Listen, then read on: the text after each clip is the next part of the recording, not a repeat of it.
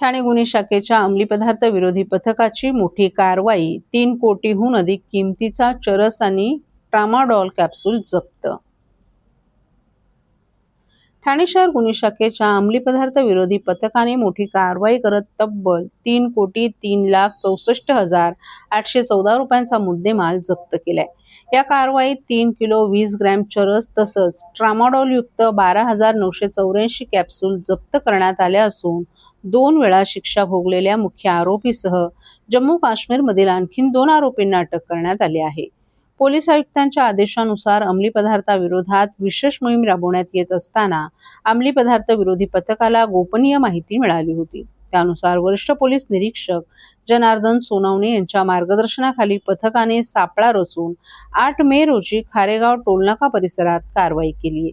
या कारवाई दरम्यान फिरोज अब्दुल खान वय वर्ष 52 याला ताब्यात घेण्यात आलं असून त्याच्याकडून सुमारे 3 कोटी 2 लाख रुपयांचा 3 किलो 20 ग्रॅम चरस तसंच 1,48,504 रुपयांच्या कॅप्सूल्स, रोख रक्कम आणि मोबाईल हँडसेट असा मुद्देमाल जप्त करण्यात आला आहे. या प्रकरणी कळवा पोलीस ठाण्यात NDPS कायद्यानुसार गुन्हा दाखल करण्यात आला असून सहाय्यक पोलीस निरीक्षक सोमनाथ कर्णवर पाटील पुढील तपास करत आहेत. तपासादरम्यान तांत्रिक विश्लेषणाच्या आधारे जम्मू काश्मीरमधील 2 आरोपींनाही अटक करण्यात आली आहे. मोहम्मद अशरफ गुलाम अहमद शेदा याला 19 मे रोजी अटक करण्यात आली, तर शौकत अजीज मीर उर्फ जुबेर याला 6 जून रोजी जम्मू काश्मीरमधील संवेदनशील भागातून ताब्यात घेण्यात आले. न्यायालयानं त्याला 12 जूनपर्यंत पोलीस कोठडी सुनावली आहे.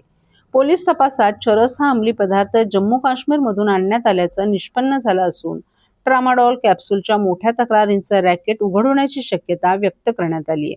दरम्यान मुख्य आरोपी फिरोज अब्दुल खान याच्या विरोधात यापूर्वी देखील NCB अहमदाबाद आणि NCB जम्मू येथे NDPS कायद्याअंतर्गत गुन्हे दाखल असून त्याला 2 वेळा शिक्षा झाली असल्याची माहिती पोलिसांनी दिली आहे. ही कारवाई सहपोलीस आयुक्त डॉ. पंजाबराव उगले, पोलीस उपायुक्त अमरसिंग जाधव आणि सहाय्यक पोलीस आयुक्त विनय घोरपडे यांच्या मार्गदर्शनाखाली अंमली पदार्थ विरोधी पथकाने केली आहे.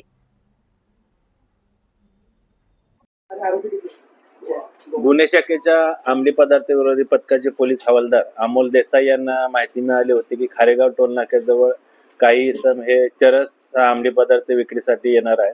त्या अनुषंगानं अंमली पदार्थ विरोधी पथकाचे पोलीस निरीक्षक जनार्दन सोनवणे, सहाय्यक पोलीस निरीक्षक सोमनाथ पाटील आणि त्यांच्या टीमने ACP विनय घोरपडे यांच्या मार्गदर्शनामध्ये सापळा कारवाई आयोजित केली, ज्यामध्ये फिरोज खान राहणार अंकलेश्वर गुजरात याला ताब्यात घेण्यात आलं.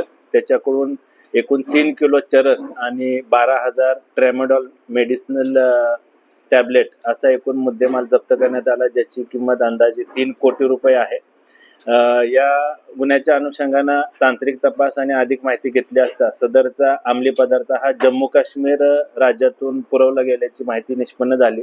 त्या अनुषंगानं अंमली पदार्थ विरोधी पथकाची टीम ही जम्मू काश्मीर येथे गेली. त्या गुन्ह्याच्या तपासामध्ये 2 आरोपी निष्पन्न झाले. एक मोहम्मद अशरफ हा राहणार अनंतनाग जम्मू काश्मीर आणि दुसरा शौकत अजीज मीर राहणार कुपवाडा जम्मू काश्मीर. या दोन्ही आरोपींना अंमली पदार्थ विरोधी पथकाच्या टीमने जम्मू काश्मीर येथून ताब्यात घेतलं, त्यांना अरेस्ट करण्यात आलेली आहे. यामध्ये शौकत अजीज मीर याची पोलीस कोठडी ही 12 जून पर्यंत आहे. त्याचबरोबर फिरोज खान मुख्य जो आरोपी आहे त्याची देखील सध्या न्यायालयीन कोठडी आहे. त्याला आम्ही पुन्हा पोलीस कोठडीमध्ये घेऊन अधिक तपास करीत आहोत. याच्यामधील मुख्य आरोपी फिरोज खान याच्यावर यापूर्वी NCB कडून 2 गुन्हे दाखल आहेत. एक 2008 मध्ये त्याच्याकडून चरस 11 किलो चरस जप्त करण्यात आला होता आणि 2017 मध्ये 10 किलो चरस जप्त करण्यात आलं, ज्यामध्ये त्याला कन्व्हिक्शन झालेलं आहे, शिक्षा झालेला आहे. तो शिक्षा भोगून पुन्हा जेल रिलीज झाला होता, जामीन ह्याच्या जेलमधून सुटला होता. पुन्हा त्यानं अशा प्रकारचा गुन्हा केलेला आहे. सदरच्या तपासामध्ये सदरचा मुद्देमाल हा जम्मू काश्मीर मधून सप्लाय झाला, त्याचबरोबर भारताच्या अनेक राज्यामध्ये देखील सप्लाय झाल्याची माहिती निष्पन्न झालेली आहे. याबरोबर या गुन्ह्यामध्ये अजून कुठल्या आरोपींचा सहभाग आहे का, यांचे कोण साथीदार आहेत का, याचा देखील अंमली पदार्थ विरोधी पथकाची टीम तपास करत आहे.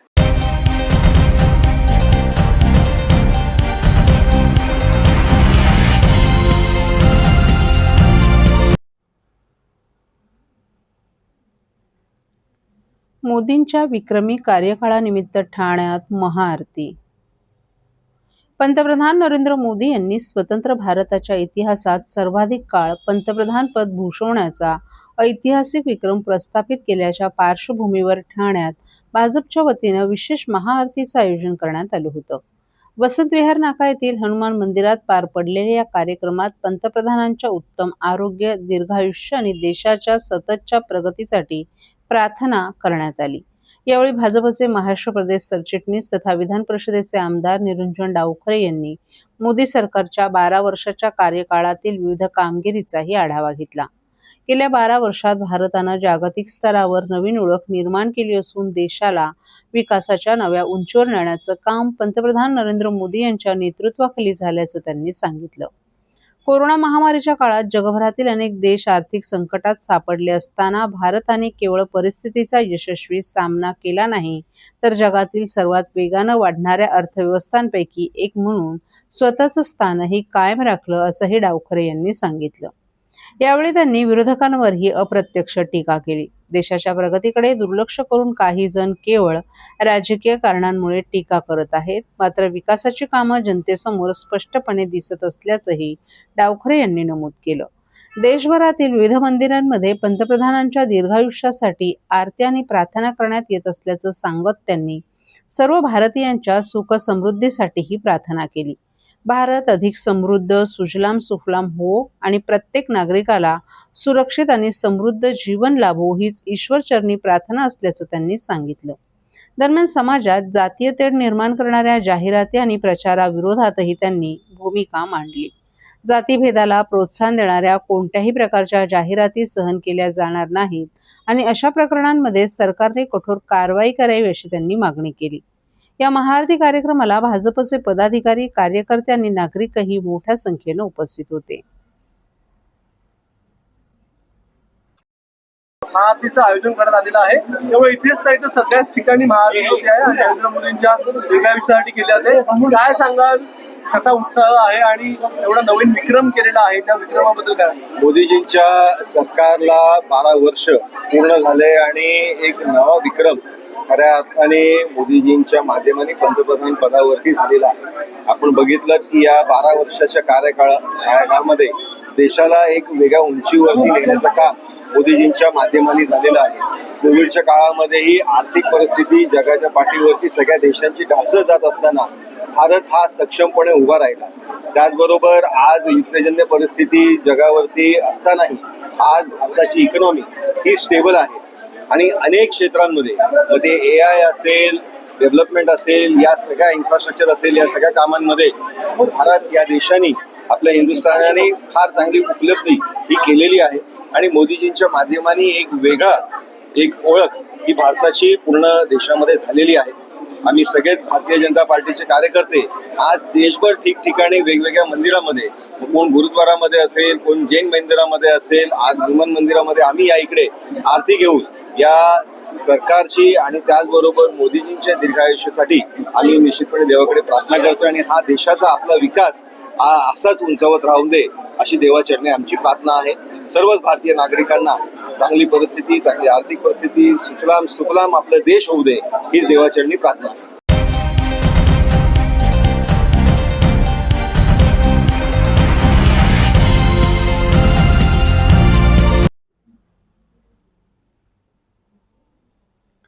महात्मा फुले बाजारपेठेतील मसाला चक्की विरोधात नागरिकांचं आंदोलन. महात्मा फुले भाजी मंडई परिसरातील मसाला चक्कीमुळे होत असलेल्या ध्वनी आणि वायू प्रदूषणाच्या विरोधात स्थानिक रहिवाशांनी ठाणे महानगरपालिका मुख्यालयासमोर आंदोलन छेडलं. मसाला चक्कीमधून निर्माण होणारा मोठा आवाज आणि परिसरात पसरत असलेल्या मसाल्याच्या धुरामुळे नागरिकांना विविध समस्यांना सामोरं जावं लागत असल्याचा आरोपही आंदोलकांनी केला आहे. स्थानिक रहिवाशांच्या म्हणण्यानुसार मसाला चक्कीच्या सातत्यानं होणाऱ्या आवाजामुळे परिसरातील लहान मुलं, ज्येष्ठ नागरिक तसंच आजारी व्यक्तींना मोठा त्रास सहन करावा लागत आहे. याशिवाय मसाल्याच्या कणांमुळे आणि धुरांमुळे श्वसनाचे विकार वाढत असल्याच्या तक्रारी देखील नागरिकांनी केल्या आहेत. या समस्यांकडे महापालिका प्रशासनाचं लक्ष वेधण्यासाठी नागरिकांनी ठाणे महापालिका मुख्यालयासमोर निदर्शनं केली. संबंधित मसाला चक्की तात्काळ बंद करावी किंवा ती रहिवासी भागातून अन्यत्र हलवावी अशी मागणी आंदोलकांनी केली आहे. दरम्यान नागरिकांच्या आंदोलनामुळे या प्रश्नाकडे प्रशासनाचं लक्ष वेधलं गेलं असून याबाबत महापालिकेकडून काय निर्णय घेतला जातो याकडे परिसरातील रहिवाशांचं लक्ष लागलंय. माझं नाव सुजाता वरे आहे. मी महात्मा फुले मार्केटमध्ये महावीर गुंजेमध्ये राहते. तर गेले 2-3 वर्ष झाले कंटिन्युअसली आवाज येत राहतो आणि त्यामुळे असं होतं की आम्हाला ना झोप व्यवस्थित मिळते ना, मुलांचे अभ्यास व्यवस्थित होतात. परत आजार पण वाढले, त्यामुळे दमा, सर्दी, खोकले होतात. कारण कंटिन्युअसली त्या मसाल्याचा जे वास येत राहतो ना, त्याने त्रास होतो. परत आमचे दुकानं सुद्धा आहेत तिथे, तर आमचे जे मिस्टर जातात, सकाळी जातात ते रात्री येतात, तर त्यांनाही भयंकर त्रास होतो. अधनं आजारपणं चालू असतात. त्यामुळे असंही होतं. मध्यंतरी प्रशासनाने येऊन कारवाई केली होती, पण परत आता ती सुरुवात झाली आहे. तर काय, कोण त्यांना पाठिंबा देत आहे, आमचा जरा पाठपुरावा करून आम्हाला कायमस्वरूपी यातनं सुटका मिळेल ह्याची काळजी घ्यावी ही विनंती आहे.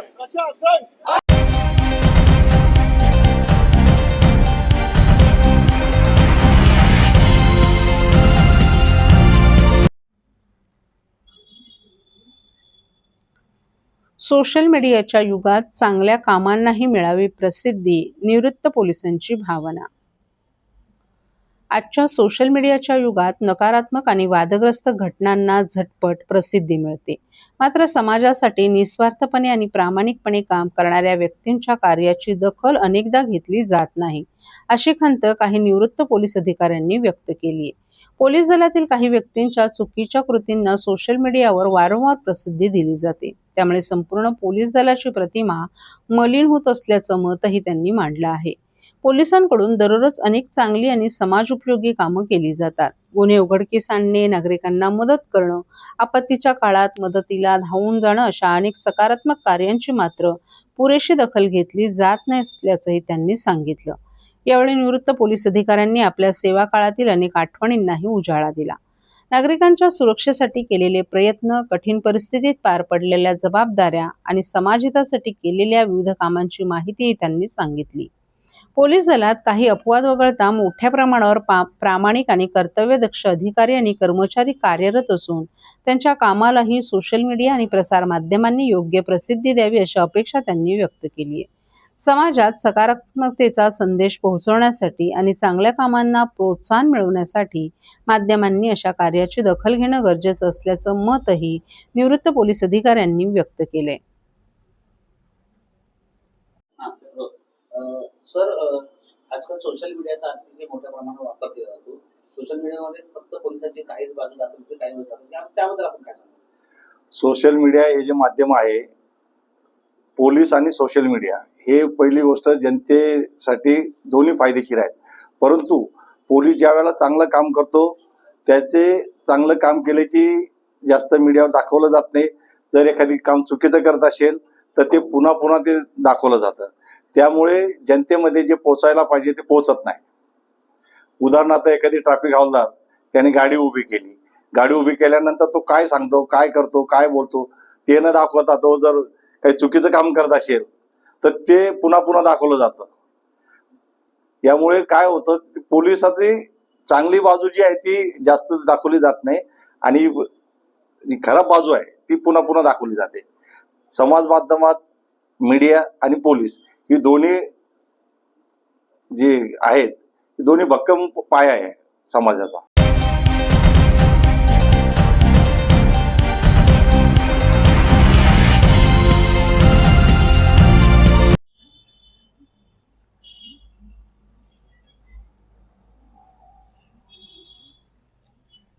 नालेसफाई योग्य प्रकारे झाली नसल्याचा दावा करत मनसेनं केलं छायाचित्रांसह पुरावे सादर करत पालिका आयुक्तांच्या दालनाबाहेर आंदोलन. ठाण्यात नालेसफाई योग्य प्रकारे झाली नसल्याचा दावा करत महाराष्ट्र नवनिर्माण सेनेनं छायाचित्रांसह पुरावे सादर करत महापालिका आयुक्तांच्या दालनाबाहेर आंदोलन केलं. पाऊस येताच नाल्यातील कचरा वाहून जाईल अशी मानसिकता ठेकेदाराची असल्याचा आरोप करत अशा ठेकेदारांना काळ्या यादीत टाकण्याची मागणी मनसेनं केली आहे. दरम्यान 7 दिवसात नालेसफाई पूर्ण करण्याचं आश्वासन देत अधिकाऱ्यांनाही समज दिली जाईल असं आयुक्तांनी स्पष्ट केले. ठाणे महापालिका क्षेत्रात पावसाळ्यात नाले तुंबून आपत्कालीन परिस्थिती निर्माण होण्याची शक्यता असते. ही बाब लक्षात घेऊन ठाणे महापालिका प्रशासन दरवर्षी पावसाळ्यापूर्वी नालेसफाईची कामे हातात घेतात. 31 मे पर्यंत ही कामं पूर्ण करण्याची मुदत ठेकेदारांना देण्यात आली होती. त्यानंतर 5 जून पर्यंत मुदत वाढवण्यात आली होती. मात्र ही मुदत उलटूनही कामं पूर्ण झाली नसल्याचं समोर आले. याच मुद्द्यावरून मनसेचे ठाणे शहराध्यक्ष रवींद्र मोरे यांनी आज आयुक्त सौरभ राव यांच्या दालनाबाहेर आंदोलन केलं. ठाण्यात नालेसफाई योग्य प्रकारे झाली नसल्याचा दावा करत मोरे यांनी छायाचित्रांसह पुरावे सादर केले. यावेळी कार्यकर्त्यांनी जोरदार घोषणाबाजी केली. आयुक्तांनी अधिकाऱ्यांची बैठक घेऊन सर्व अधिकाऱ्यांना 5 जून पर्यंत सर्व नालेसफाई पूर्ण करून घेण्याच्या सूचना दिल्या होत्या. या सूचनेला संबंधित अधिकारी कर्मचाऱ्यांनी नाल्यात भिरकावून दिला आहे. आपल्या अधिकार क्षेत्रातील अधिकाऱ्यांवर आपला वचक अथवा नियंत्रण नसल्याचं धक्कादायक वास्तव दिसून येत आहे. आम्ही केलेल्या बहुतांश नाल्यांच्या पाहणी दरम्यान योग्य प्रकारे नालेसफाई झाली नसल्याचं निदर्शनाला येत असून त्याचे फोटो सोबत जोडलं असल्याचंही मोरे यांनी सांगितलं. अधिकारी कर्मचारी जर आपल्या आदेशांची अंमलबजावणी करत नसतील तर त्यांच्यावर कर्तव्यात कसूर केल्याबाबत कारवाई करण्यात यावी. तसंच संबंधित कंत्राटदारावर देखील कारवाई करण्यात यावी. त्यांची नावे काळ्या यादीत समाविष्ट करण्यात यावी. त्यांच्या कामांची बिलं देण्यात येऊ नयेत आणि बिलं आधीच देण्यात आली असतील तर त्या रकमेची वसुली संबंधित सहाय्यक आयुक्त आणि उपायुक्त यांच्या मासिक वेतनातून करण्यात यावी. दरवर्षी नागरिकांच्या कररूपी पैशांचा अपव्यय करून त्यांच्या आरोग्याशी खेळ करण्यात येऊ नये असंही त्यांनी सांगितलं. योग्य प्रकारे नालेसफाई न झाल्यामुळे सार्वजनिक आरोग्याचे गंभीर प्रश्न निर्माण होतात आणि वेगवेगळ्या संसर्गजन्य आजारांचा प्रसार मोठ्या प्रमाणात होतो अशी मागणी मोरे यांनी केली. दरम्यान 7 दिवसात नालेसफाई पूर्ण करण्याचं आश्वासन देत अधिकाऱ्यांनाही समज दिली जाईल असंही आयुक्तांनी स्पष्ट केले.